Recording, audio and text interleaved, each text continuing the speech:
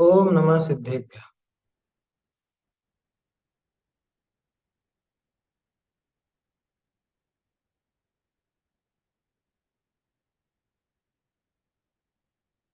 नमः श्रीवर्धमानाय निर्धूतकलिलात्मने सालोकानां त्रिलोकानां यद्विद्यादर्पणायते। रत्नकरण श्रावकाचार ग्रंथ में सम्यक दर्शन की महिमा विषयक अपना विषय चल रहा है। इसमें 33वां श्लोक अपन ने कल तक देखा था। श्लोक तो पहले ही हो गया, बाकी उसके समर्थन में यहाँ पे सदासुत जी ने कई गाथाएं कोट की। हाँ, उदाहरण दिए उनके दर्शन प्राहुड़ की गाथाएं, जिसमें सम्यक दर्शन कितना महत्वपूर्ण है ये उसमें उन्होंने दिखा। अब उसके आगे ये विषय चलेगा कि सर्वोत्कृष्ट उपकार करने वाला कोई है तो वो सम्यक दर्शन, और सर्वोत्कृष्ट अपकार करने वाला कोई है तो वो मिथ्या। ये 34वां श्लोक देखेंगे अभी अपन। श्लोक बोल लेते हैं पहले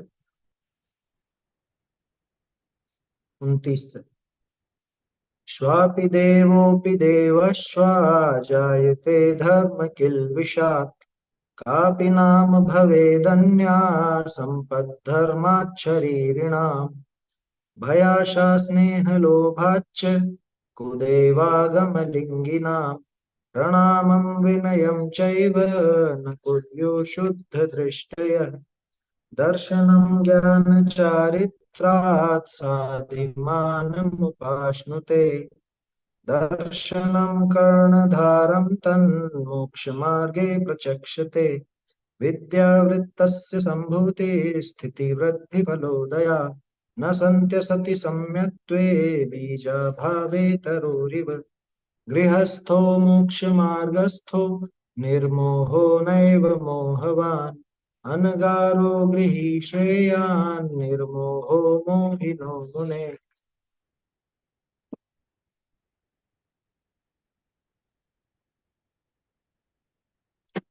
अभी अपनी जो गाथाएं थी उन गाथाओं का अर्थ अपन ने देखा था, और सम्यक दर्शन कितना महत्वपूर्ण है सारी बातें आ गई। सम्यक दर्शन रहित हो तो वो जीव अगर मुनि वेशधारी हो तो भी उस सम्यक दृष्टि श्रावक से गया भी था। मुनि वेशधारी होने पर भी सम्यक दृष्टि श्रावक ही उससे ज्यादा ऊंचा, क्योंकि निर्मोही गृहस्थ उस मोही साधु से, मोही मुनि से कहीं आगे। कहीं आगे क्या, वो श्रेयस का श्रेय, वही श्रेय। क्या कह रहे हैं? अष्टपौड़ में भी है ऐसी गाथा। ये अष्टपहाड़ की गाथाएं कल देखी तो थी अपन ने। अष्टपहाड़ की गाथाएं आई थी ना कल। 11 गाथाएं यहाँ पर अष्टपहाड़ में से, दर्शन पहाड़ में से उन्होंने यहाँ उद्धृत की थी। चलिए आगे बढ़ते हैं। अब इस जीव का सर्वोत्कृष्ट उपकार करने वाला और अपकार करने वाला कौन है, ये कहने के लिए श्लोक कहते हैं। बहुत प्रसिद्ध श्लोक है, बहुत प्रसिद्ध है, मतलब समझ लीजिए स्वाध्यायी को तो कहने की जरूरत ही नहीं, प्रश्न में ही जवाब मिल जाएगा अपने आप ही। किसी से भी पूछ लोगे कि सबसे ज्यादा उपकारक कौन है, कि सम्यक दर्शन। सबसे ज्यादा अपकारक कौन है, कि मिथ्या दर्शन। लेकिन ये ऊपर ऊपर से कहना तो सीख गए, लेकिन अंदर से वैसा लगना चाहिए।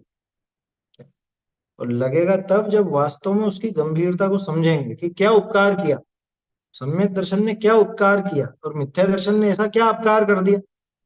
उपकार और अपकार तो समझते हैं ना। अपकार यानी अपकार, खोटा कार्य, बुरा कार्य, या समझ लो नुकसान, उसे कहते हैं अपकार। और उपकार कि जो इसको आगे बढ़ाए, फायदा में लाए, मतलब इसका भला करे, भला कार्य वो उपकार कहलाता है। और खोटा कार्य जिससे इसकी और हीनता होती है वो अपकार कहलाता है। तो सर्वोत्कृष्ट उपकार करने वाला और अपकार करने वाला कौन है विश्व में, ये कहने के लिए यहाँ पर श्लोक कहता है। न सम्यक तो समम किंचित न सम्यक् समं किञ्चित् त्रैकाल्ये त्रिजगत्यपि श्रेयो श्रेयश्च मिथ्यात्व श्रेयोश्च समं नान्यत्तनुभृताम् सम्मान्यत्तनुभृताम् न सम्यक् समं किञ्चित् किञ्चित् त्रैकाल्ये त्रिजगत्यपि काले त्रिजगत्यपि श्रेयो श्रेयश्च मिथ्यात्व मिथ्यात्वं समं नान्यत्तनुभृताम्। तथा इसमें तनुभृत ये छोटा हुआ आना चाहिए। तनु शब्द जो है वो छोटा हुआ आता है, उसके अंदर बड़ा हु नहीं होता।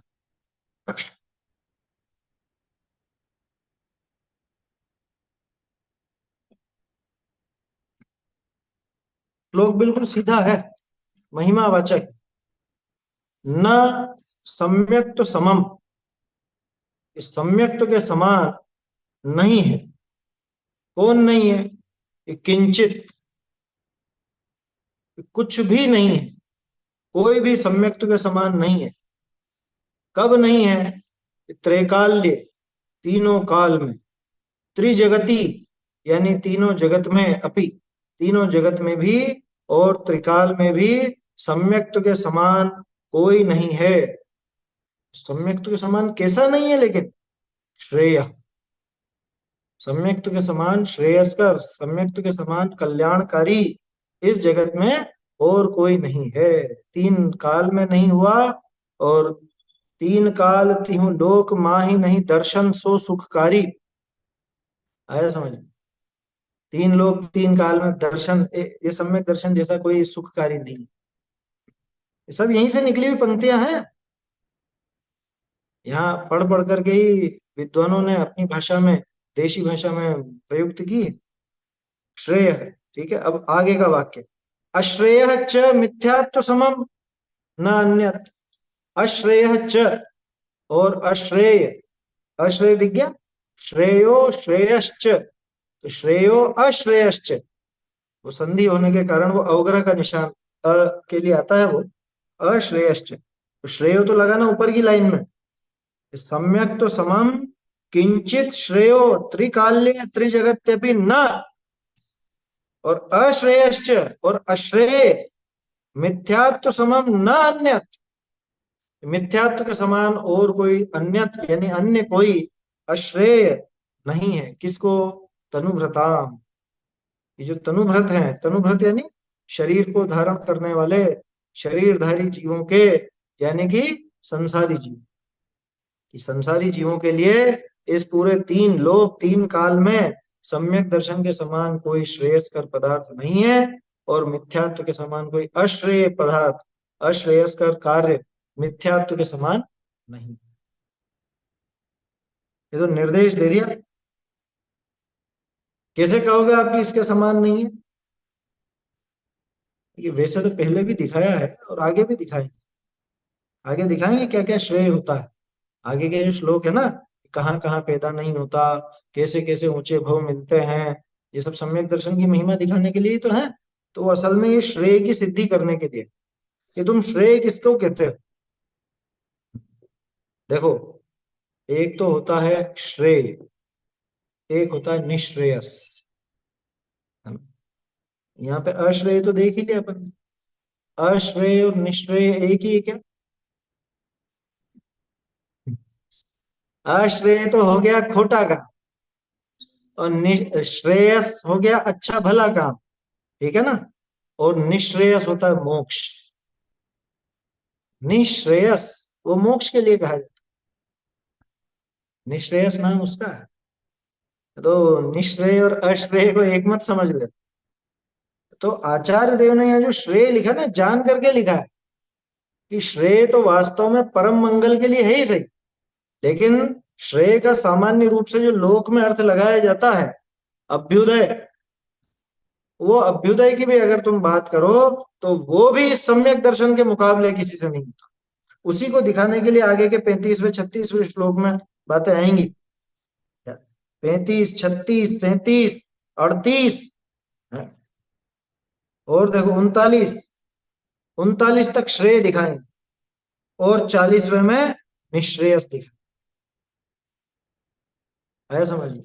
ये इस श्लोक की सिद्धि के लिए आपको लग रहा होगा ये एक श्लोक छोटा सा है, इसकी सिद्धि के लिए आगे के श्लोक, क्योंकि आचार्य देव कुछ कहते हैं तो उसका प्रमाण भी तो देते हैं, उसे सिद्ध भी करते हैं कि हाँ ठीक है, सम्यक दर्शन की महिमा गानी है इसलिए कह रहे हैं कि इसके जैसा कोई नहीं है, इसके जैसा कोई नहीं है। बताओ तो सही कैसे नहीं है? हमें तो लगता ही नहीं कुछ ऐसा विशेष इसमें कि भैया इसका विशेष ये है। ऐसे ऐसे खोटे जगहों पर वो पैदा नहीं होता, जगत में सर्वश्रेष्ठ पद उसको मिलते हैं, सारा वैभव उसको मिलता है, स्वर्ग का, चक्रवर्तित्व का, इत्यादि इत्यादि, वो सारा वैभव वही भोगता है और अंत में मोक्ष हो ही जाता है। कौन? सम्यक दृष्टि। निश्रेयस शब्द का अर्थ होता है मोक्ष, परम कल्याण, परम मंगल, उसको निश्रेयस कहा जाता है समझ? ये निश्रेयस का अर्थ। वहां निह का अर्थ केवल है, निह का अर्थ नहीं नहीं है। आया समझ में? जैसे अश्रेय है, अश्रेय जैसा निश्रेयस नहीं है। जैसे केवल ज्ञान को निष्केवल ज्ञान भी बोलते हैं ना, निष्केवल ज्ञान, तो निह का अर्थ केवल के अर्थ होता है। निश्रेयस यानी परम श्रेय, कि जहां संपूर्ण इसका, ये लौकिक अभ्युदय की बात तो छोड़ो, पारमार्थिक अभ्युदय हो गया है, परम सुख को प्राप्त हो गया है, उसको निश्रेयस कहा जाता है। बोलिए। जैसे टोडरमल जी ने नी केवल ज्ञान का उपयोग किया है, वैसे ये भी निश्रेयस है, ऐसा है? हाँ बिल्कुल, वैसे ही समझिए। निश्रेयस का अर्थ मोक्ष, मोक्ष के लिए प्रयोग में आता है, और सिर्फ अपने ही नहीं, अन्य मतों में भी आता है।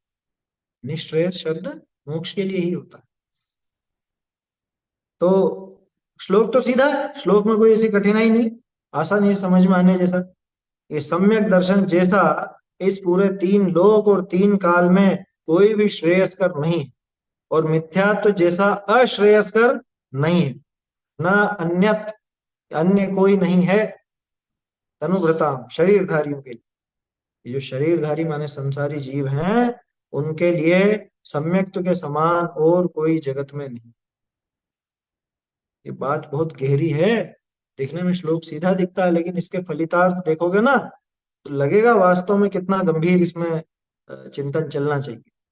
चलिए पहले अर्थ और भावार्थ पढ़ लेते हैं अपन, उसके ऊपर चर्चा करेंगे।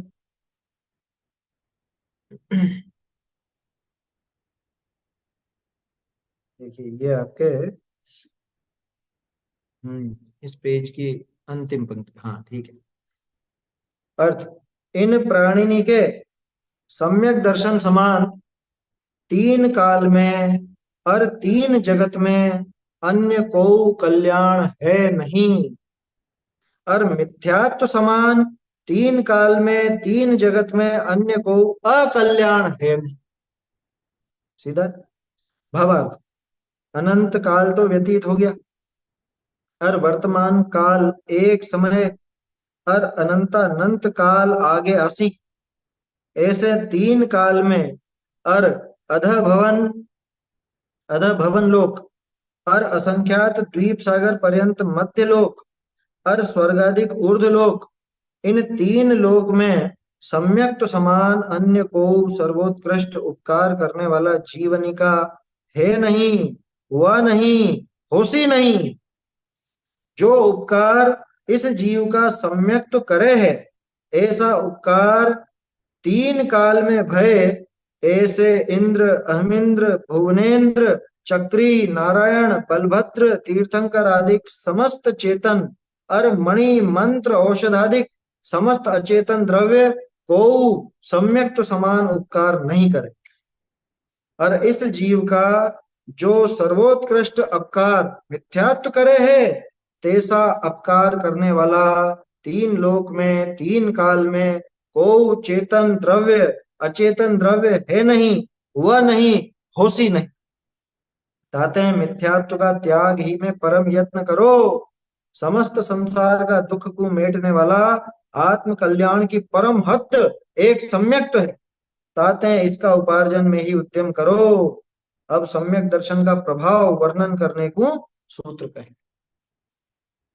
ठीक है, इसमें एक जगह संशोधन है मात्र, ये भावार्थ में 5वीं पंक्ति, ये जो लिखा है ना। सर्वोत्कृष्ट जो आपने बोला, निकृष्ट हाँ, आएगा वो शब्द, अपकार कहाँ करने पे? वाला। शायद आप, मुझे ऐसा ही ध्यान है, आप सर्वोत्कृष्ट बोले नहीं थे। नहीं, इस जीव का निकृष्टतम अपकार जैसा मिथ्यात्व करता है। हाँ ठीक है, वो असल में अनुवाद उन्होंने ठीक किया, क्योंकि सर्वोत्कृष्ट ऊंचे के लिए आता है, तो उन्होंने अनुवाद में वो अपकार के हिसाब से निकृष्ट कर दिया। बात बराबर है, कोई दिक्कत नहीं उसमें। मैं तो ये यहाँ पे बता रहा हूँ 5वीं पंक्ति भावार्थ की, कि 3 लोक में हुए इंद्र अहमिंद्र, ये जो लिखा है ना, 5वीं पंक्ति भावार्थ की 5वीं, लोक में हुए इंद्र, तो लोक के आगे 3 काल भी जोड़ लीजिए। 3 लोक 3 काल में हुए इंद्र अहमिंद्र भुवनेन्द्र चक्रवर्ती इत्यादि, है ना। 3 लोक के आगे 3 काल भी आ जाएगा।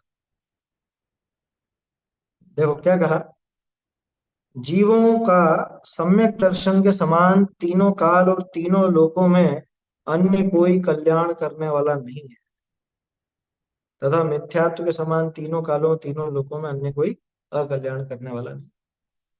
इसमें तो कोई समझने की ऐसी विशेष बात है नहीं, ये तो ऊपर जो श्लोक में था वैसा का वैसा ही। अब देखो यहाँ पे क्या है, भूत वर्तमान और भविष्य कितनी बड़ी बड़ी पर्याय हैं, कि अनंत काल तो व्यतीत हो गया भूतकाल में। वर्तमान काल कितना बड़ा, वर्तमान काल 21,000 वर्ष का है। कितना बड़ा वर्तमान काल, कि वर्तमान काल एक समय का, वर्तमान पर्याय एक समय की ही होती है। आया समझ में? वो तो अपन अपेक्षा से ऐसे ही बड़ी भी कह देते हैं, जैसे कि वर्तमान पर्याय कितनी, कि वर्तमान पर्याय 70 साल की, 80 साल की, 90 साल की, जो भी जिसकी जितनी आयु मिली उसको भी कह देते हैं। लेकिन वो एक पर्याय नहीं है, वो बहुत सारी पर्यायों का समुदाय है। उसमें एक रूपता दिखाने के लिए अपन उसको एक पर्याय नाम दे देते हैं, जैसे देव पर्याय, मनुष्य पर्याय, तिर्यंच पर्याय। ये बताओ मनुष्य पर्याय कितनी देर की होती, मनुष्य पर्याय कितनी देर की? 60 साल, 70 साल, 80 साल। जितनी आयु है उतनी। मनुष्य पर्याय भी एक ही समय की, आया समझ में? जितनी आयु है जो आप कह रहे हो ना, 70 साल, 80 साल, उतनी लगातार वो मनुष्य पर्याय आती जा रही है। इतनी सारी मनुष्य पर्याय वो इकट्ठी करके अपन एक मनुष्य पर्याय नाम देते,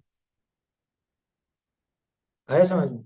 जैसे सिद्ध दशा कितनी है, एक जीव के वो सिद्ध पर्याय कितनी है, कि अनंत अनंत है, क्योंकि एक एक समय की एक एक सिद्ध दशा। आया समझ में? वैसे ही एक एक समय की एक एक मनुष्य दशा। वो पूरी आयु को एक मतलब पूरी आयु जितने समय की है, उतने समय की उतनी सब मनुष्य पर्यायों को पकड़ करके अपन एक नाम दे देते हैं, कि मनुष्य पर्याय 70 साल की या 80 साल की या 90 साल की। प्रति समय एक एक नई पर्याय है, प्रति समय नई पर्याय है। क्योंकि अगर आप इसको एक समय से ज्यादा की ऐसे बताओगे, तो फिर उसके बाद मनुष्य पर्याय पलट करके देव पर्याय होने में, मतलब कोई भी दूसरी गति होने में, दूसरी पर्याय चालू होने में कितनी देर लगेगी? कि वो एक समय में ही हुई, तो एक समय में हुई माने एक एक समय की ही पर्याय थी। हाँ, ऋजु सूत्र न ऐसे उसको अपन इकट्ठा करके कह सकते हैं, कहते ही हैं, यही प्रयोग चलता है। देखो, तो अनंत काल तो व्यतीत हो गया, वर्तमान काल एक समय, और अनंत काल आगे आगे आगे आता जाएगा, अनंत अनंत काल आएगा। ऐसे 3 काल में, ठीक है, ये तो 3 काल की बात है। अधो भुवन लोक, ये भुवन नहीं भवन आएगा ये।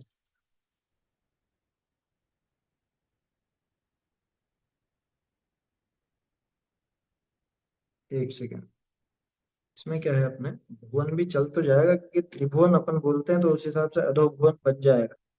सदा सुख जी में क्या लिखा है, अध भवन लोक, भवन लिखा है। भवन मालूम क्यों लिखा? क्योंकि वो भवन वासियों का कहलाता है, भवन वासियों के है ना ये, इसलिए भवन लोक। भुवन के स्थान पर भवन, भू के स्थान पर भ कर लीजिए। अधो भवन लोक, भवनवासी देवों के हिसाब से। असंख्यात द्वीप सागर पर्यंत मध्य लोक, ये मनुष्य और तिर्यंचों का। और स्वर्ग आदि ऊर्ध्व लोक, स्वर्ग आदि ऊर्ध्व लोक, है ना। यहाँ पे ऊपर अपने 16 स्वर्ग, 9 ग्रहवेक और इत्यादि ये सब चीजें हैं, वो सब अधोलोक ऊर्ध्वलोक कहलाता है। नीचे 7 नरक आदि की जो पृथ्वियां हैं वो सब अधोलोक कहलाती। और मध्य लोक में अपने ये सब द्वीप समुद्र आ जाते हैं, असंख्यात द्वीप समुद्र। ऐसे 3 लोक में, माने वो 3 काल और 3 लोक, ये सम्यक तो समान जीवों का सर्वोत्कृष्ट उपकार करने वाला अन्य कोई है नहीं, हुआ नहीं, होगा नहीं। है समझ? न कभी हुआ है, न भूतो न भविष्यति बोलते हैं ना, वैसा हिसाब है।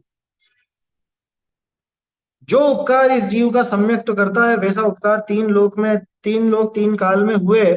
इंद्र 3 लोक 3 काल में हुए, मतलब सारे ही लगा लो, सारे ही जितने भी हो चुके हैं या जितने भी होंगे आगे तक, वो सब मिलकर भी। कौन कौन? इंद्र, अहमिंद्र। इंद्र और अहमिंद्र में क्या अंतर है? 16 स्वर्गों तक इंद्र की व्यवस्था है। 16 स्वर्ग के ऊपर जो 9 ग्रहवेग हैं, 5 अनुदिश हैं, सॉरी 9 अनुदिश हैं और 5 अनुत्तर हैं, उन सब में जो देव रहते हैं वो अहमिंद्र होते हैं। तो अहमिंद्र नाम क्यों है इनका? कि वहां पे सभी अपने अपने बॉस हैं, वहां पे कोई एक बॉस नहीं है, सभी इंद्र है। कोई छोटे बड़े का भेद नहीं है वहां। 16 स्वर्गों तक तो छोटे बड़े का भेद चलता है, उसके ऊपर छोटे बड़े देव का भेद नहीं चलता, वो सब समान होता है। समान का मतलब एक लेवल के एक समान। ऐसे सर समान मत क्षय समझना कि नीचे वाले ग्रेवेक से ऊपर वाला ग्रेवेक भी समान होगा, ऐसा नहीं। उसमें तो अंतर होगा, लेकिन एक लेवल के जितने भी हैं वो सब समान। बोलिए। सर क्षयोपशम लेवल तो अलग अलग होगा ना वहां पर? क्षयोपशम अहम से क्या इंद्रों का, लेना देना? अहम क्षयोपशम इंद्रों से क्या का। लेना देना? अरे नहीं, क्षयोपशम कोई से क्या लेना देना है, मैं ये कह रहा हूँ। किसी एक बात से एक जीव से दूसरे जीव में कुछ अंतर पड़ता होगा तो वहां पर भी ऐसा तो रहता ही होगा ना। अरे तो इसमें पद में क्या अंतर पड़ गया?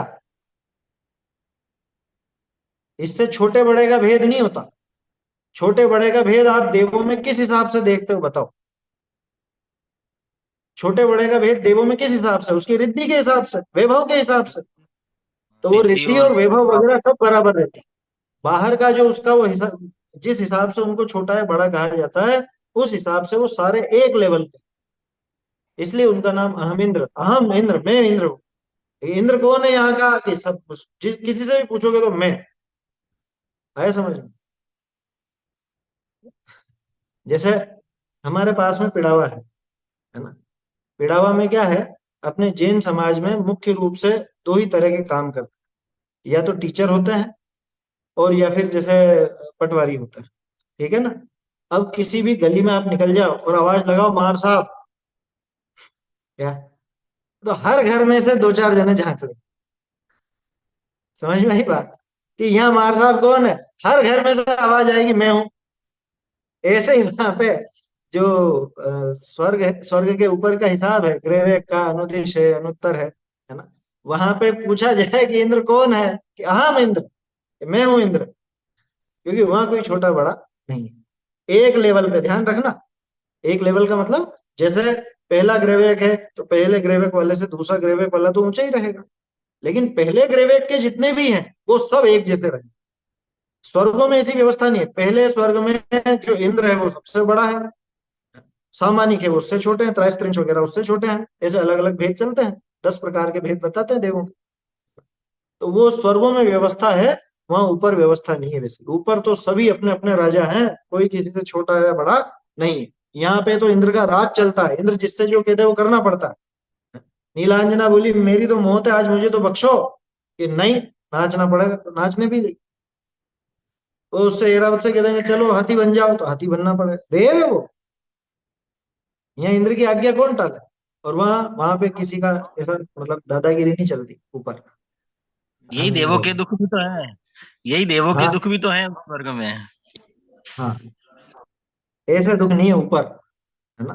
तो वो अहमिंद्र कहलाते हैं। तो इंद्र, अहमिंद्र, भुवनेन्द्र। ये भुवनेन्द्र नहीं होगा, यहाँ पे भवनेन्द्र होगा मेरे ख्याल से। देखिए तो ढूंढारी में।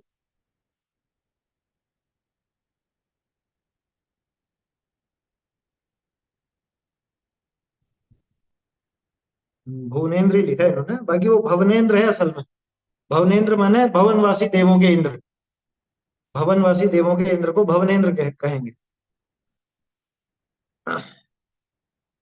बोलिए।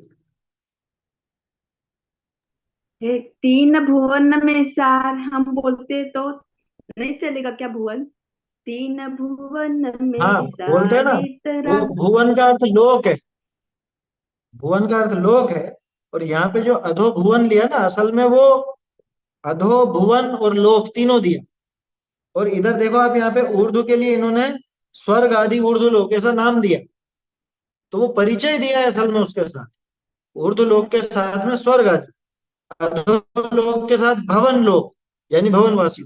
चलने को तो चल जाएगा, क्योंकि भुवन का अर्थ लोक ही होता है, तो दो दो शब्द एक साथ क्यों लिखेंगे? अधो भुवन लोक, अधो भवन लोक, ऐसा। ऐसे ही यहाँ पे भुवनेन्द्र नहीं, यहाँ पे तो भवनेन्द्र आएगा, ये तो स्पष्ट है। क्योंकि भवनवासी देवों का जो इंद्र है उसको भवनेन्द्र कहा जाता है। चक्रवर्ती, नारायण, बलभद्र, तीर्थंकर, इन सब का परिचय तो आप सबको है ही सही। ऐसे चक्रवर्ती, नारायण, बलभद्र, तीर्थंकर आदि समस्त चेतन, कब के? सिर्फ इसी बार के नहीं, भूतकाल में जितने हो चुके हैं और भविष्य में जितने हो जाएंगे वो सब मिलकर भी। और सिर्फ यही नहीं, इनके आगे जो अचेतन मणि, मंत्र, तंत्र, औषधि इत्यादि समस्त अचेतन पदार्थ जोड़ लो, वो सब मिलकर के भी इस जीव का वैसा भला नहीं कर सकते जैसा सम्यक दर्शन करता। बोलिए। ये भवन त्रिदेव जो होते हैं ना, ज्योतिष, व्यंतर और भवन, से तीनों भी तो आ सकते हैं यहाँ पे। मतलब भुवनेन्द्र हाँ, लिया तीनों है, आते हैं, भुवनेन्द्र वो भवनवासी में शामिल है। क्योंकि भवनत्रिक में अपन ने भवनवासियों को मुख्य किया ना, तीनों में सबसे ज्यादा पावरफुल भवनवासी, इसलिए नाम यहाँ उनका। कहाँ पे? अहम इंद्र, भुवनेन्द्र, चक्रवर्ती, वहां पे। क्योंकि वहां पे ढूंढारी में भी भुवनेन्द्र ही मिल रहा है ना। हाँ, लेकिन भुवनेन्द्र क्या होता है? भवनवासी होते हैं भवनवासी, भवनत्रिक बोलते हैं वो तो एक्चुअली। वो तो भवनेन्द्र कहलाएंगे, है ना? भुवन का अर्थ लोक से है, तो लोकेंद्र तो कुछ है नहीं अलग से, इसलिए उसको अपन ने भवनेन्द्र किया। देखो, दोनों शब्दों में दोनों का अर्थ है और दोनों का अर्थ समझना चाहिए। भुवन माने लोक, और भवन तो भवनवासी जीव देवों के हिसाब से।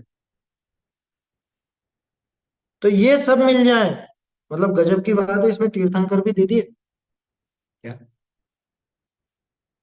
चक्रवर्ती, नारायण, बलभद्र, तीर्थंकर आदि समस्त चेतन, ये सब मिल जाए तो भी जीव का सम्यक दर्शन के बराबर उपकार नहीं कर सकते। कारण क्या? कारण है क्यों नहीं कर सकते? हम्म? बोलो क्या कारण है, क्यों नहीं कर सकते? तीर्थंकर को भी ले लिया, जैसा उपकार सम्यक दर्शन करता है वैसा ये सब मिलकर के भी नहीं कर सकते। क्यों नहीं कर सकते?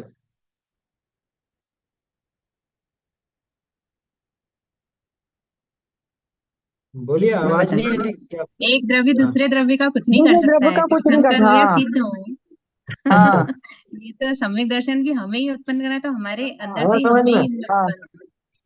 हाँ यही सुनना चाह रहा था मैं, कि एक द्रव्य दूसरे द्रव्य का कुछ कर ही नहीं सकता, तो ये सब हाँ मिलकर के क्या कर लेंगे बताओ? जब एक द्रव्य दूसरे द्रव्य में कुछ हस्तक्षेप नहीं कर सकता, कोई उसका भला या बुरा नहीं कर सकता, तो ये सब मिलकर के भी क्या कर लेंगे? आया समझ में? कोई नहीं कर सकता, न चेतन न अचेतन।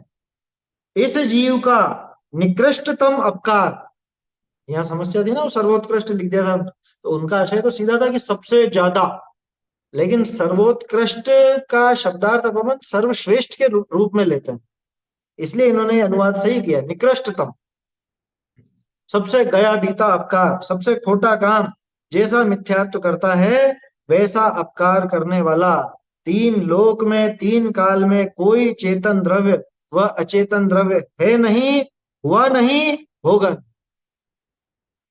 दुनिया में और कोई बिगाड़ करने वाला है ही नहीं। जीव का बिगाड़ अगर किसी से होता है तो वो खुद की उस विकृत पर्याय से। जीव का बिगाड़ वो मिथ्यात्व की दशा ही करती है। और जीव का सुधार वो सम्यक तो ही करता है। इसलिए मिथ्यात्व के त्याग में ही परम यत्न करो। मिथ्यात्व के त्याग में परम यत्न लिखा। आसानी से मतलब यूं नहीं छोड़ दिया कि यत्न करो, इसका ही उपाय करो। परम यत्न करो। जैसे अमृत चंद्राचार्य कहते हैं, अई कथम भी मृत्वा, ये मर के भी तो एक बार सम्यक दृष्टि हो जाए। क्यों? तो तत्व का कौतूहली होने की कह रहे हैं। तो एक ही बात है, जो तत्व का कौतूहली होगा वही तो सम्यक दृष्टि होगा। मिथ्यात्व के त्याग में परम यत्न करो, सम्यक दर्शन प्रकट करने का परम यत्न करो। समस्त संसार के दुख को दूर करने वाला, आत्म कल्याण की परम हद, हद हद यानी सीमा। ये परम सीमा क्या है? एक सम्यक दर्शन। आत्म कल्याण की परम हद। शांति धारा से नहीं होगा कल्याण? ये हम करवा देंगे ऐसे, वो धारा चला के और छिड़काएंगे जो सारा कल्याण हो जाएगा।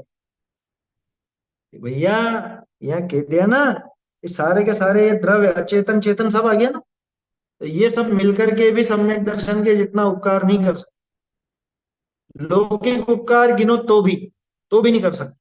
सम्यक दर्शन जो जो लौकिक अभ्युदय दिलाएगा ना, वो इनमें से कोई नहीं दे सकता। एक चक्रवर्ती दूसरे किसी को चक्रवर्ती नहीं बना सकता। तीर्थंकर किसी दूसरे को तीर्थंकर नहीं बना सकता। आया समझ में? प्रवेश ही नहीं है ना, नास्ती है। तो मिथ्यात्व के त्याग में परम यत्न करो। समस्त संसार के दुख को दूर करने वाला, आत्म कल्याण की परम हद एक सम्यक तो ही है। सम्यक दर्शन ही एकमात्र हद है, सर्वोत्कृष्ट सीमा है आत्म कल्याण की। कि क्यों मोक्ष है ना, हो तो कि उसकी शुरुआत कहां से होती है? मोक्ष की शुरुआत भी तो सम्यक दर्शन से ही होती है। अतः इसी के प्राप्त करने में पुरुषार्थ करो, इसी का यत्न करो भैया, परम यत्न करो। ये तो अपन ने अर्थ और भावार्थ पे बात कर ली। अब इसमें थोड़ा अपने को गंभीरता से सोचना है कि वास्तव में मिथ्यात्व ने ऐसा क्या बिगाड़ कर दिया और सम्यक दर्शन ऐसा क्या सुधार कर देता। आपके जीवन में जो कुछ भी बुरी घटनाएं हुई, थोड़ी बहुत तो हुई होंगी, पंचम काल के जीव हैं अपन। कुछ भी हुआ होगा, बीमारी हुई होगी, कोई रोग होगा, कोई चोट लगी होगी, किसी का एक्सीडेंट हुआ होगा, है ना, कुछ आर्थिक समस्या, पारिवारिक समस्या, सामाजिक समस्या और दुनिया भर। उन सब का मूल कारण अगर देखोगे तो उन सब का मूल कारण एकमात्र मिथ्यात्व है। समझ में आ रही है बात? उनका मूल कारण मिथ्यात्व की, हाँ, क्योंकि मिथ्यात्व की वजह से तुम संसार में रहे। मिथ्यात्व की वजह से वो सारा का सारा कर्म बंद हुआ। दूसरा अधिकार, तीसरा अधिकार पढ़िएगा। तीसरा अधिकार, जो आठों कर्म है ना, कर्मों की व्यवस्था दिखाई टोडर मिल गई। उनमें से एक भी कर्म ऐसा नहीं है कि जो दूसरे कर्म को, मतलब उसके उदय में दूसरा कर्म बंधे या वो दूसरे कर्म को बांधने में कारण। एकमात्र मोहिनी ऐसा है। हर जगह मोहिनी का लिखा। मोहिनी के प्रभाव से, मोहिनी के प्रभाव से हर जगह लिखा उन्होंने, आठों कर्मों में ये लिखा। मोहिनी में खुद में तो लिखने की जरूरत ही नहीं थी, बाकी के सातों में भी ये लिखा। मोहिनी कर्म के कारण ज्ञानावर्णी का जब ऐसा उदय होता है तब जीव की ऐसी ऐसी दशा होती है। कर्मोदय और जीव की अवस्था ऐसा प्रकरण है, दूसरे अधिकार में भी और तीसरे में भी। तो जीव कर्मों के उदय में दुखी होता है, ठीक है ना, लेकिन एक भी कर्म का उदय जीव को दुखी करने में समर्थ नहीं है अगर मोह नहीं हो तो। अब विचार करो अपने जीवन में जितना कुछ भी बुरा, जिसको अपन ने बुरा कहा कि ऐसा ऐसा बुरा हुआ, हमारे साथ ऐसी दुर्घटना घटी, हमारे साथ ऐसा ऐसा कुछ भी विपरीत कार्य हुआ, तो वो विपरीत कार्य का मूल कारण कौन? अरे वो व्यक्ति है, उसने बिगाड़ करा। ये तुम्हारी दृष्टि खोटी पड़ी है, ये दृष्टि को सुधारो और इसकी पूरी मीमांसा करके देखो, तो आखिर में भूल अपनी ही निकल करके आएगी। वो मिथ्यात्व, उसी के कारण जीव दुखी। वो जो उल्टी मान्यता है ना, कैसी कैसी उल्टी मान्यता कि मेरे लिए कोई भला है कोई बुरा है, ये भी उल्टी मान्यता। मैं परद्रव्य का कुछ कर धर सकता हूँ, ये भी उल्टी मान्यता। आज सुबह चर्चा चली थी ना, वो एकत्व, ममत्व, कर्तृत्व, भोक्तृत्व, गलत जगह पर हो तो वो सारी उल्टी मान्यता। उसका मूल कारण कौन है? कि मिथ्यात्व। उस मिथ्यात्व की वजह से वो सारी उल्टी मान्यताएं चलती हैं, और उनकी वजह से ये जीव दुखी होता है। कर्म बंध की अपेक्षा लो तो भी, इच्छाओं की अपेक्षा लो तो भी, चारों गतियों की अपेक्षा लो तो भी। ये टोडरमल जी ने 3 तरह से समझाया है संसारी के दुख। क्या? एक तो अवस्थाओं की अपेक्षा, गति आदि की अपेक्षा, एक कर्मोदय की अपेक्षा, और एक इच्छाओं की अपेक्षा। समझ में ही बात? कुछ भी देख लो, कुछ भी, हर जगह उसका मूल कारण मिथ्यात्व ही नजर आए। हमारा आज तक जो कुछ अरे यहाँ बैठे हुए अपन ये चर्चा कर रहे हैं ना, ये मिथ्यात्व के प्रभाव से। ये धर्म की चर्चा मिथ्यात्व के प्रभाव से, ये धर्म की चर्चा नहीं। यहाँ संसार में हम बैठे हुए हैं और ये तलाश कर रहे हैं कि हम सुखी कैसे होंगे, तो इसका कारण ये है कि आज तक हम दुखी हैं, आज तक यहाँ भटक ही रहे हैं। तो ये भटकने का मूल कारण कौन? ये भटकने का मूल कारण वो मिथ्यात्व। मिथ्यात्व नहीं होता तो आज अपन भी महावीर स्वामी की तरह वहां सिद्धालय में बैठे आराम से आनंद का उपभोग करते होते, अतीन्द्रिय अनंत सुख का। तो गलती किसकी रही? अन्य द्रव्य की तो है ही नहीं। थारो ही अपराध चूक, तो ये तेरी गलती रही, अपनी ही गलती रही, वो अपना ही अपराध है। उस अपराध का नाम है मिथ्यात्व। इसलिए कहा कि मिथ्यात्व के समान जगत में इस जीव का कोई बैरी नहीं, मिथ्यात्व के समान इसका कोई बुरा करने वाला नहीं, कोई बिगाड़ करने वाला नहीं है मिथ्यात्व के समान। सर्वाधिक बुरा इस जीव का अगर किसी की वजह से हुआ है तो वो एकमात्र मिथ्यात्व, और कोई नहीं। बोलो। कभी कभी ऐसा होता है ना कि अपने जैसे किसी को बोलते हैं नहीं उसकी वजह से ऐसा हुआ, या मेरे ही वजह से ऐसा हुआ था, लेकिन ना बैक ऑफ द माइंड वो चलता है कि नहीं नहीं ये गलत बोल रहा है, ऐसा कोई किसी का करता रहता नहीं होता। लेकिन होता है ना दोनों चीज एक साथ चलती है कि हाँ, उसने ही किया मैंने ही बोला था, फिर माइंड में आता नहीं नहीं ऐसा होता नहीं है। तो वो क्या मतलब पीछे का कुछ जो स्टॉक पड़ा है वो अभी आ रहा है वैसा। नहीं, इसमें ऐसा समझना, भाई ज्ञान अपना काम कर रहा है और वो राग अपना काम कर रहा है समझ में? ये बात जान तो ली कि कोई द्रव्य किसी दूसरे का कुछ कर धर नहीं सकता, बिगाड़ नहीं सकता, लेकिन अब वो चारित्र मोह का उदय ऐसा चल रहा है, वहां वैसा ही वेग आता है कषाय का। तो ज्ञानी जीव भी उस समय कषाय करता हुआ नजर आता है अपने को। ज्ञानी जीवों को भी कषाय दिखती है ना, कह रहे उन्होंने भी चक्र चला दिया था, उन्होंने भी ऐसा ऐसा किया। राम जी ने कितने पापड़ बेले सीता जी के लिए, और बाद में उनको ही छोड़ दिया है? और बाद में उनकी परीक्षा कर रहे हैं, उनका ही ऐसा कर रहे हैं, उनका ही वैसा कर रहे हैं, तरह तरह की बातें। तो ये ज्ञान और राग की लड़ाई है। ये तब तक चलती रहेगी जब तक दोनों में से एक खत्म नहीं हो जाए। और दोनों में से खत्म होने वाला राग ही है, ज्ञान खत्म होने वाला नहीं है। ज्ञान तो खत्म होने वाला है नहीं, खत्म होगा राग। लेकिन जब तक वो राग समाप्त नहीं हो जाता तब तक ये झगड़ा चलता रहे। और इसी झगड़े के उपशमित होने का नाम, घटने का नाम, ये गुण स्थान है तरह तरह। एक ज्ञान यहाँ पे पैदा हुआ माने सम्यक ज्ञान की बात कर रहे हैं। ज्ञान तो है ही सही, सम्यक ज्ञान हुआ, वहां अनंतानुबंधी गई तो वो राग का एक बड़ा भारी हिस्सा टूट गया, खत्म हो गया। यानी एक मोर्चा तो जीत लिया ज्ञान। फिर आगे बढ़ता है तो 2 कषाय चौकड़ी का अभाव होता है 5वें गुण स्थान में, और आगे बढ़ता है उधर 3 कषाय चौकड़ी का अभाव होता है मुनि दशाती 6ठे 7वें गुण स्थान। क्रमशः और आगे बढ़ता जाता है तो उतना उतना वो जीतता जाता है, वो युद्ध जीतता जाता है ना। तो तो इसमें ये तो जो बात कर्म का चलती फल है, हो ही रहा है ना, है? इसमें कर्म का फल तो हो ही रहा है ना, अपने हाँ, जैसे किसी को हो बोल रहा है, के लेकिन वो कम होगा, फिर वो हाँ उस मात्रा में नहीं होगा। अपन ये पहले भी देख चुके हैं, उसके स्थिति और अनुभाग ये उतने नहीं बनते, घटते जाते हैं। ये चर्चा अभी 2 एक दिन पहले भी तो आई थी, शायद सुबह आई थी कि इसमें आई थी, इसी में आई थी मेरे ख्याल से। स्थिति और अनुभाग की बात आई थी। ज्ञानी जीव के वो कर्मों की स्थिति तो सबकी घटती जाती है। नया कर्म बंध तो रहा है, लेकिन कितना बंध रहा है ये तो देखो भाई। कमाई तो बहुत हो रही है, बहुत जबरदस्त कमाई हो रही है, लेकिन खर्चा कितना हो रहा है? ये खर्चा तो बहुत कम हो रहा है, बहुत कम खर्चा हो रहा है, तो वो कमाई टिकेगी।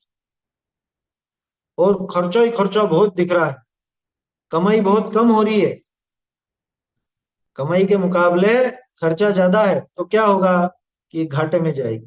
तो ज्ञानी जीव के ये कर्मों की कंपनी घाटे में जाती, नए कर्म तो आ रहे हैं कम, और पुरानों का खिरना वो खर्चा ज्यादा होता जा रहा है समझ। जितने खिर रहे हैं उस अनुपात में आ नहीं रहे, तो वो अल्टीमेटली तो धीरे धीरे कम ही होते जाते, आखिरकार अपन जाके देखते हैं तो वो समाप्त हो जाता है, वो ज्ञान इस तरह से युद्ध जीतता है। तो ये बात समझ में आई। इसलिए मिथ्यात्व के मुकाबले कोई जीव का बुरा करने वाला नहीं है, और सम्यक्त्व के मुकाबले कोई भी जीव का भला करने वाला नहीं है। सम्यक दर्शन वो शक्ति है कि जीव की पूरी दिशा पलट देती। ऊपर से भले कोई बहुत ज्यादा हलचल नजर नहीं आएगी, लेकिन अंदर ही अंदर वो तूफान मच गया, समझ में आई बात। अंदर ही अंदर बिल्कुल तूफान मच चुका है। जैसे समुद्र है ना, समुद्र में ये सुनामी आती है, सुनामी। वो सुनामी कैसे आती है कि समुद्र के नीचे की धरती में भूकंप आता है ना, समुद्र के नीचे ही नीचे उसकी उसके तल में, वहां जो भूकंप आया तो एकदम से ऊपर असर नजर नहीं आता, एकदम से नजर नहीं आता है, लेकिन वो आखिरकार वो पूरा भूचाल ला देगा, वहां तो सब जगह बाढ़ ही बाढ़ ला देगा, देशों को डुबा देता। तो अंदर हुई है हलचल, अभी ऊपर से एकदम से नजर नहीं आएगा। हलचल कहाँ हुई कि हलचल तो वो इतने 1000 किलोमीटर नीचे, कितना बोलते हैं वो अपने को पता नहीं, लेकिन इतना नीचे जमीन के वो पृथ्वी के उस केंद्र में, वहां पर वो क्या होती है, वो टेक्टोनिक प्लेट्स उनके सरकने से ये सुनामी आई। अब बोलो हुआ कहाँ है वो, कि हुआ तो इतना नीचे, और अभी तत्काल में असर नहीं दिखा इतना, लेकिन जब इसका असर दिखेगा, थोड़े ही समय में दिखने वाला, हो जाएगा क्या, उसका तो बड़ा भारी भयंकर असर होता है। जरा सी एक हलचल होती है जितने में तो सब तहस नहस हो जाता है। तो तत्काल में भले नहीं दिखे, लेकिन ये कर्मों की ये जड़ें हिल चुकी हैं पूरी, आया समझ में। कर्मों की जड़ें हिला दी इसने सम्यक दर्शन। तो सम्यक तो जब प्रकट होता है तो इस जीव की पूरी दशा बदल देता है, दिशा बदल देता है। आज तक जो गाड़ी इसकी विपरीत दिशा में पूरी रफ्तार से जा रही थी, अब ये सही दिशा में दौड़ने लगी, और आज नहीं कल, कल नहीं परसों ये सही जगह पे पहुंच ही जाए, पूर्ण सुख को प्राप्त कर ही लेगा। सम्यक दर्शन वो ताकत है, सही दिशा में चल सारे रही है, भले ही दुखों का नाश कर देने वाली ये एकमात्र विद्या है, सारे दुखों का नाश कर देने। समझ में ही बात। इसलिए सम्यक दर्शन जैसा कोई भला करने वाला नहीं। अब इसमें खास बात विचार करने की, जो निकृष्टतम अपकार करता है कौन, मिथ्यात्व। तो मिथ्यात्व के जो सहायक हैं वो भी निकृष्टतम अपकार करने वाले हुए ना। मिथ्यात्व के जो सहायक हैं माने मिथ्यात्व के जो निमित्त हैं, जिनकी वजह से मिथ्यात्व होता है, वो भी निकृष्टतम कहलाएंगे। और सम्यक दर्शन सर्वश्रेष्ठ उपकारक है, तो सम्यक दर्शन के जो निमित्त हैं वो भी सर्वश्रेष्ठ उपकारक कहलाते। ये जगत की रीति, और ये प्रिय मिथ्यात्व के वाला प्रिय लाइन भी क्या प्रिय था? होते हैं। क्या ये मिथ्यात्व वाला लाइन जो आपने बोला ना अभी, वो समझ में नहीं आया। मैं मिथ्यात्व वाली जो लाइन थी, जो निमित्त जो बोला आपने। भाई, मिथ्यात्व निकृष्टतम अपकारक है, यानी कि सबसे ज्यादा अपकार करने वाला है। अपकार समझते हो ना, अपकार यानी बुरा, सबसे ज्यादा बुरा करने वाला है। तो मिथ्यात्व के जो सहायक होंगे माने मिथ्यात्व में जो निमित्त बनते हैं, सीधे शब्दों में कहूं कुदेव, कुगुरु, कुशास्त्र, है ना, ये सब मिथ्यात्व के सहायक हैं। इनकी वजह से मिथ्यात्व पैदा होता है, इनकी वजह से मिथ्यात्व बढ़ता है। तो ये सारे निकृष्ट हैं, इनको दूर से ही छोड़ना। जैसे यहां लिखा ना, मिथ्यात्व के त्याग में ही परम यत्न करो। तो मिथ्यात्व के त्याग में परम यत्न करने का आशय क्या, कि मिथ्यात्व जिनकी वजह से होता है उनको भी दूर से ही छोड़ो, उनको भी दूर से ही छोड़ देना। ऐसे जीव जो मिथ्यात्व को पुष्ट करते हो उनकी संगति मत कर। ऐसी वस्तुएं जिनकी वजह से मिथ्यात्व पुष्ट होता हो उनको दूर कर देना। ऐसी संगति करना ही मत कि जो मिथ्यात्व की पोषक। समझ में आ रही है बात? कुदेव, कुगुरु, कुशास्त्र, कुधर्म, उनके सेवक, 6 अनायतन, 3 मूर्ता, ये सब क्या है? ये सब मिथ्यात्व के सहायक है। ये मिथ्यात्व की टीम है। ये मिथ्यात्व की सेना है, मोह सेना। तो ये मोह की सेना, इस मोह की सेना से दूर ही रहना। इनसे तो किसी से भी मित्रता करने जैसा नहीं है, सारे के सारे खतरनाक है। और सम्यक दर्शन के जो सहायक हैं, सम्यक दर्शन में जो निमित्त बनते हैं, उनसे मित्रता करो, उनसे दोस्ती बढ़ाओ। सच्चे देव, शास्त्र, गुरु। कली काल में तो ये शास्त्र ही परम उपकारी है, क्योंकि सारी बुद्धि शास्त्र से ही आती है समझ में। तो इनसे ही अपने को अपना परिचय बढ़ाना चाहिए, इनसे ही मित्रता संबंध सब इनसे ही बढ़ाना चाहिए। देखो जैसे 6 अनायतन है, इसी 6 आयतन है, उसमें क्या है? कुदेव, कुगुरु, कुधर्म और उनके सेवक। ठीक है, सही। सच्चे देव, शास्त्र, गुरु और उनके सेवक। तो अगर किसी से मित्रता करनी है तो वो मोक्ष मार्गी से करो। अगर कुछ अभ्यास करना है तो मोक्ष मार्ग का कथन करने वाले शास्त्रों का करो। अगर देखना है तो जिनसे सम्यक दर्शन में सहायता मिलती है, ऐसे देव, शास्त्र, गुरु के ही दर्शन करो। उन्हीं का पूजन करो, उन्हीं का वंदन करो, उन्हीं का स्तवन करो। हर काम उनसे संबंधित। तो सम्यक दर्शन का उपाय करना पूरे प्राणपण से है, समझ में। और मिथ्यात्व को छोड़ने का उपाय। तो दोनों अलग अलग नहीं, एक ही चीज। मिथ्यात्व को छोड़ने का उपाय वो सम्यक दर्शन को ग्रहण करने का उपाय ही चलेगा। उसमें रंच मात्र भी कमी नहीं रखना। ये कल जो अपन ने वो 11 गाथाएं देखी अष्टपहुड़ की, वो सब यही तो बात करती है। जो मिथ्यात्व के पोषक है उनसे दूर रहो। क्या करें, लेकिन रिश्तेदारी तो सब ऐसी ही है। क्या आग लगाओ ऐसी रिश्तेदारी को, क्या समझ में आई बात? परवाह मत करना, क्या करेगी ये रिश्तेदारी बताओ। बात सुनने में कठोर लगती है कि अरे मनुष्य तो सामाजिक प्राणी है?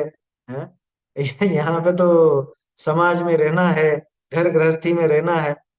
भैया तो उसकी एक लिमिट कर दो कि जिनसे ये मोक्ष मार्ग नहीं सधता हो, जिनसे ये मोक्ष मार्ग के विरुद्ध चलन होता हो, कथन होता हो, उनसे अपने आप दूरी बनाते जाओ। दूरी बन जाएगी अपना आप। अगर आपको मोक्ष मार्ग प्रिय लगेगा तो अपने आप ही आपको मोक्ष मार्ग से विपरीत बात करने वाले प्रिय लगेंगे ही। अपने आप ही उनसे दूरी बन जाएगी, आपको करना नहीं पड़ेगा।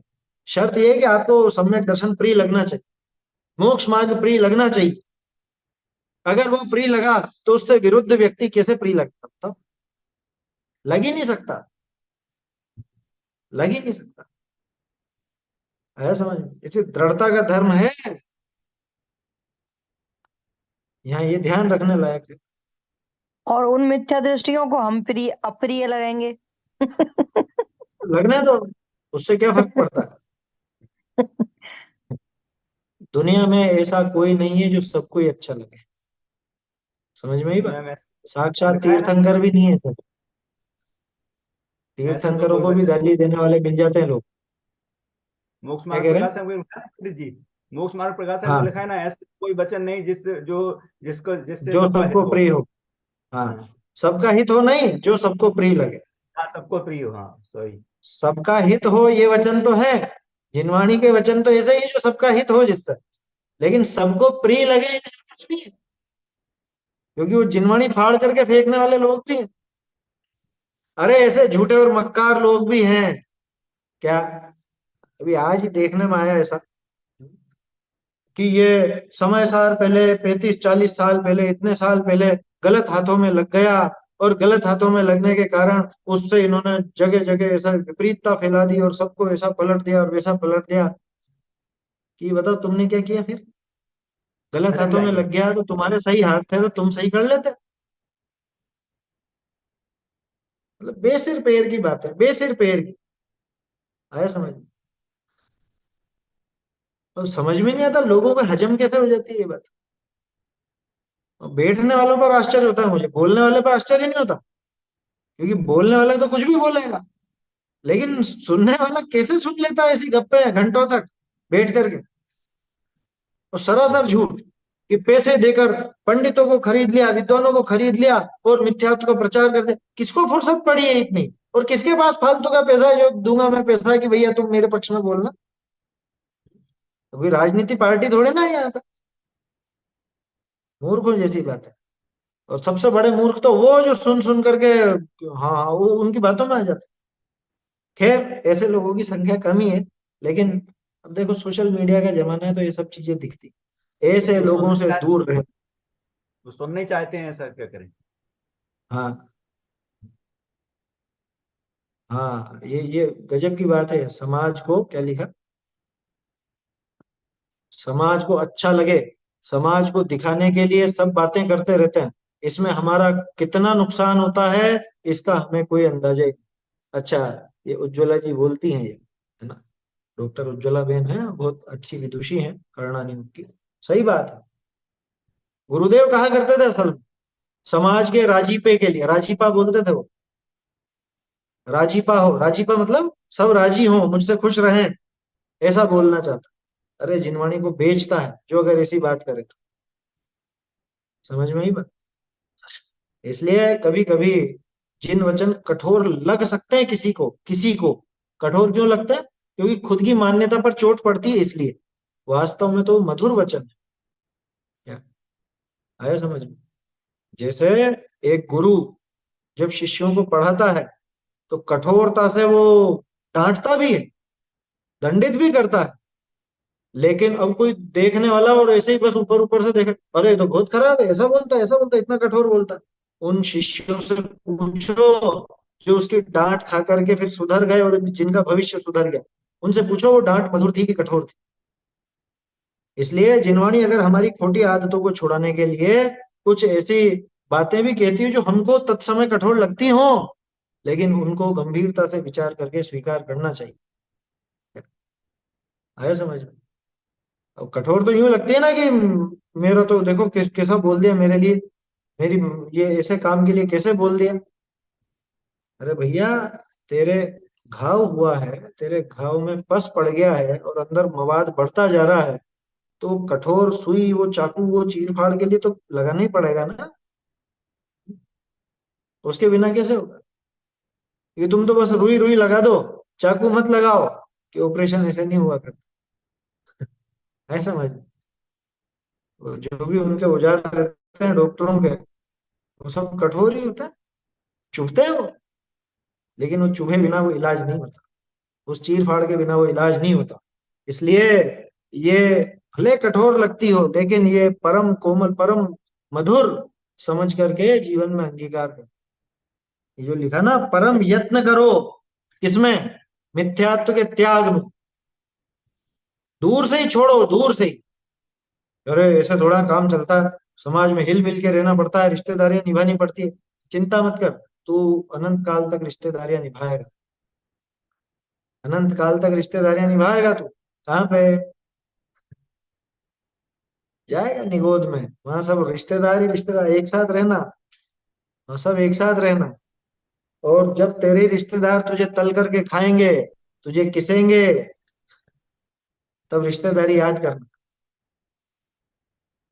समझ में आ रही है बात? अरे अन्य मत में इतना आता है कि जिनके लिए तू इतना पाप करता है, जिनके लिए तू इतना परेशान होता है, वो ही, वो सबका वर्णन आता है कि वो पत्नी तेरा कुछ साथ नहीं देगी, वो चौखट तक भी नहीं जाने वाली है। जब निपट जाएगा तब घर की चौखट से बाहर नहीं जाती, घर की महिला शमशान में थोड़ा जाती है। और कि जिस बेटे के प्रति तू इतना प्यार लुटाता है वही तेरा सिर फोड़ेगा। वो कपाल क्रिया होती है ना वहां पे, अन्य मत में होती है, सिर फोड़ेगा मतलब वो जलाने के लिए, जलाने जला देखने के लिए मारते हैं बराबर। ये वही आग लगाएगा तेरे इस तन में, जिस शरीर में तू इतना आसक्त है और जिसके प्रति तूने इतना प्रेम लुटाया, वही ये सारा काम कर। दो चार अपने तो लाइन पूजा में एक पंक्ति आती ना, भोग परिजन करें आप स्वप्न धाम ही। भोग परिजन करेंगे और तू जाएगा नरक में। अब निभाना रिश्तेदारी। धन समाज गज बाज राज तो काज न आवे। है समझ? ये याद रखिए ये पंक्ति। लोगों को क्या है, वो जो भी लिखा था ना, वो समाज को राजी करने के लिए, सब खुश हों, सबको अच्छा लगे, या दूसरे को बुरा नहीं लग जाए इसलिए। भैया बुरा नहीं लग जाए तो व्यक्तिगत ऐसे विद्वेष वाली बात मत करो, लेकिन हित के लिए तो बात करनी पड़ेगी। जो हितकारी बात होगी उसको क्यों छिपाया जाए। मान लो हमारा रिश्तेदार है, वो अभक्ष भक्षण करता है, वो रात्रि भोजन करता है और आपके घर पे आके भी करना चाहता, अरे अच्छा नहीं लगेगा, मेहमान है, मेहमान है, रख दो। अधिकांश लोग ऐसे होते हैं। लड़की के लिए लड़का देखने जाओ और लड़की संस्कारित है, और माता पिता कह रहे हैं कि साहब हमको तो ऐसा परिवार चाहिए जहाँ ना ये रात में खावे, न खिलावे, न बनावे, न परोसे। और वो कहे कि देखो हम तो नहीं खाते हैं, पर घर के जवाई आएंगे ना, उनको तो रखना पड़ेगा। क्या करें फिर? अरे करोड़पति घर है, ऐसे रिश्ते मिलेंगे नहीं, आजकल यूं ही तो अपने रिश्ते कम मिल रहे हैं, बड़ी समस्या होती है। अभी ठीक है, जैसा है वैसा, सब चीजें नहीं मिलती हैं। अरे उस लड़की को कुएं में ढकेल रहे हो तुम, ऐसा विचार करके उसको कुएं में ढकेल। करोड़पति नहीं हो तो दिक्कत नहीं, लेकिन धर्म बिगड़ता हो ऐसे घर में शादी मत करना कभी भी। ऐसी जगह संबंध जोड़ना ही मत। और पैदाइशी अगर संबंध हो, क्या करो, वो बचपन से तो संबंधी तो कोई चुनता थोड़ी ना, वो तो मिलते ही है। पुराने संबंध ऐसे हो तो धीरे धीरे वो घटते जाएंगे, अपने आप घट जाने चाहिए। हाँ, बंधुश्री की कहानी थी, आया समझ? वो तो देखा तो था इसमें अपन ने, रत्नकरण में ही आया था ना, अभी 2-4 दिन पहले आया था। वो तो ऐसा होता है कि वो छोड़ करके चले जाए, नगर ही छोड़ के चल जाए, धर्म पर आपत्ति आ गई। क्या लिखा? शरीर रूपी झोपड़ी को बचाने के लिए सम्यक, हाँ ये तो अपने आत्मानुशासन में आया था। सम्यक दर्शन रूपी रत्न नहीं खोना चाहिए, आत्मानुशासन में भी आया। और इसमें है समाधि मरण के स्वरूप का लिखा ना, जो समाधि मरण का स्वरूप माने ज्ञानानंद श्रावकाचार्य का प्रकरण, अंतिम प्रकरण, जो गुमानी राम जी का है असल, उसमें वो आत्मानुशासन से निकली बात। ये झोपड़ी जलती हो तो जल जाने दो, लेकिन सम्यक दर्शन रूपी रत्न लेकर के निकल जाओ यहाँ से। ये रत्न सुरक्षित रह गए तो ऐसी तो खूब झोपड़िया झोपड़िया के महल बन जाएंगे। आया समझ? तो जब स्वार्थ के चक्कर शरीर में के लिए इतना विचार नहीं चलता तो अन्य की तो क्या बात करें। क्या कह रहे हैं? इस स्वार्थ के चक्कर में रिश्तेदारी मेंटेन करके रखते हैं। और नहीं तो क्या। और ज्यादातर के दिमाग में कैसा रहता है, तुम किसी के नहीं जाओगे तो तुम्हारे यहाँ कौन आएगा, नहीं आएंगे तो क्या बिगड़ जाएगा, ये बताओ। जबकि पुण्य के उदय में सब रिश्तेदार आएंगे तो बन क्या जाते हैं। बिगड़ जाएगा। सब बनते हैं। पुण्य का उदय होना तो वो भले अंदर से नफरत करते हो तो भी थोड़े थोड़े आएंगे। बिल्कुल, ये आपके पुण्य व्यवहारिक का उदय हुआ। देखने में मिलता है, ये व्यवहार में अपन देखते हैं ही समाज में कि कट्टर दुश्मन भी दोस्त स्पष्ट हो है, जाते हैं। सब हो जाता है। समझ में आ रही बात? देखा तो था वो, यदि पाप निरोधोन्य संपदा किम प्रयोजनम, अथ पापाश्रवोस्त्यन्य संपदा किम प्रयोजनम। और आके कर क्या लेंगे ये तो बताओ, क्यों बुलाना चाह रहे हो तो, कि तुम्हारे यहाँ कोई नहीं आएगा, नहीं आएंगे तो क्या बिगड़ेगा है?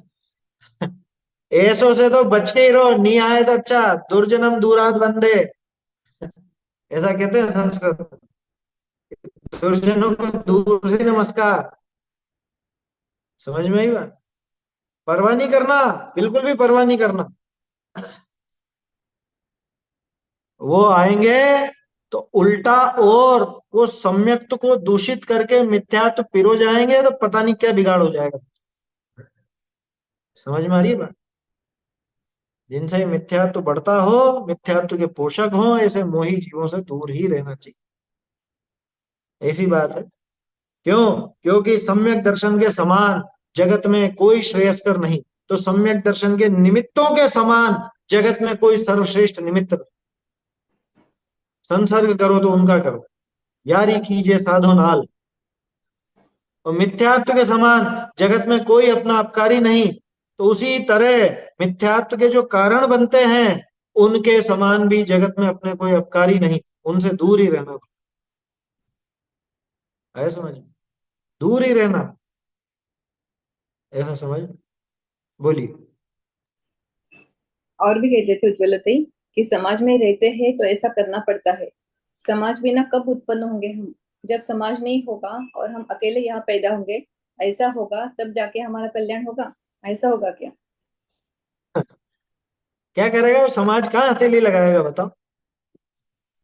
अरे अन्य भव की बात तो जाने दो, इस भव में ही नहीं आता पूछने कोई, आया समझ में? इस भव में भी नहीं आता साथ देने, हकीकत है ये। आपके पास से जैसे संपदा गई, कोई पूछने वाला भी नहीं है, कोई नहीं आने वाला। अरे कितने फिल्म स्टार अकेले पड़े संपदा हो मिले तो हैं ही पूछने नहीं आने वाला। पंडित जी। कितने फिल्म हाँ स्टार अकेले मरे पड़े मिले हैं घरों में। हाँ, नहीं आएगा, कोई नहीं आएगा पूछने। जिनको आपने बहुत प्रेम से बुला बुला के खिलाया ना, सब खा पी के छुट्टी, हाथ झटकारे और छुट्टी, आया समझ में? दो एक दिन गीत गालेंगे, अरे क्या शानदार भोजन दिया था और क्या कैसे आयोजन किया था। उसके बाद फिर तो जब वो खाना निकल गया ना शरीर में से, उसके बाद तो फिर सब बुराइयां ही चालू हो जाए।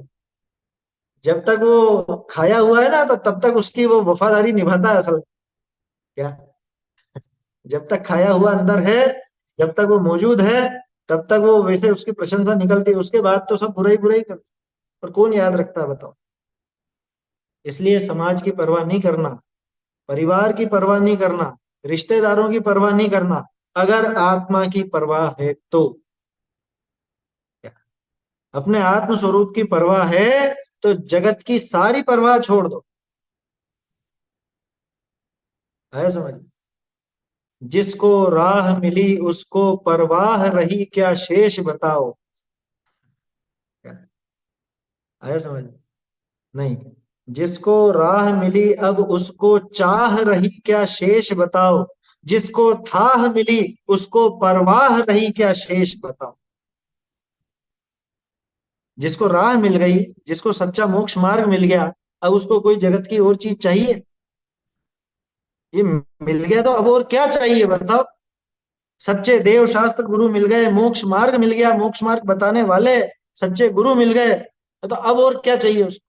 और जिसको थाह मिली, जिसको अपने आत्म स्वरूप की थाह गहराई प्राप्त हो गई, उसे अब परवाह रही क्या शेष बताओ। अब क्या परवाह रही उसको? जगत की कोई परवाह रहेगी? वो परवाह नहीं करेगा,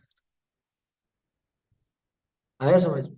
तो ऐसा है ये तो सम्यक दर्शन जगत में वास्तव में सिर्फ वही एकमात्र अपना सुख का कारण है, वही कल्याण करने वाला है, उसके जैसा अन्य कोई श्रेयस्कर नहीं है, और मिथ्या दर्शन जैसा बिगाड़ करने वाला अन्य कोई भी नहीं, ऐसा समझना चाहिए। क्या लिखा है? हाँ, श्रोता के स्वरूप में साधर्मी का संग हो, साधर्मी का कुटुंब हो, विधर्मी से दूर ही। हाँ, ज्ञानानंद साहब में भी आता है, सही। पंडित जी एक प्रश्न है। हाँ बोलिए। इस रत्नाकर्ण सावकाचार का ही है, क्षेत्र है पद्मावती, पद्मावती और चंकेश्वरिया, ये स्त्री पर्याय में भवनवासिनी है। ये तो मिथ्या दृष्टि जीव वहां उत्पन्न होते हैं, और जो जो क्षेत्रपाल है वो व्यंतर है, व्यंतर जाति के देव है। तो ये सभी मिथ्या दृष्टि ही उत्पन्न होते हैं, लेकिन उनका आयु कर्म होने के बाद वो सम्यक दृष्टि होते हैं क्या वो जीव? क्या सम्यक मतलब आयु दृष्टि कर्म होते होने के हैं? बाद सम्यक दर्शन ले सकते हैं वहां पे? हाँ, सम्यक दर्शन ले सकते हैं क्या? पैदाइशी सम्यक दृष्टि नहीं होंगे, मिथ्या दृष्टि होते हैं उत्पन्न। वेदा तो मिथ्या दृष्टि होंगे, पर वहां सम्यक दर्शन तो ले सकते हैं, सम्यक दर्शन लेने में ले बाधा सकते नहीं है। हैं, फिर सम्यक दर्शन ले सकते हैं, तो उसको पूजने में क्या क्या क्या क्या? वो मेंढक भी ले सकता है सम्यक दर्शन, मेंढक को पूजने में सम्यक क्या दर्शन दिक्कत है? वो जो लोग पूछते हैं उनको, तो क्या प्रतिबंध हो, हाँ, क्या फर्क पड़ता है? ये बताओ कि कोई बात आई ऐसी कि ये सम्यक दर्शन ले चुके हैं, ये सम्यक दर्शन हो गया इनको, ये आया क्या? नहीं और ले आएगा। सकते हैं वाली बात ले रहे हो ना, सुनो अभी, ले सकते हैं वाली बात ले रहे हो, तो फिर तो वो घर में छिपकलियां घूम रही है ना आपके, वो भी सम्यक दर्शन तो ले सकती है।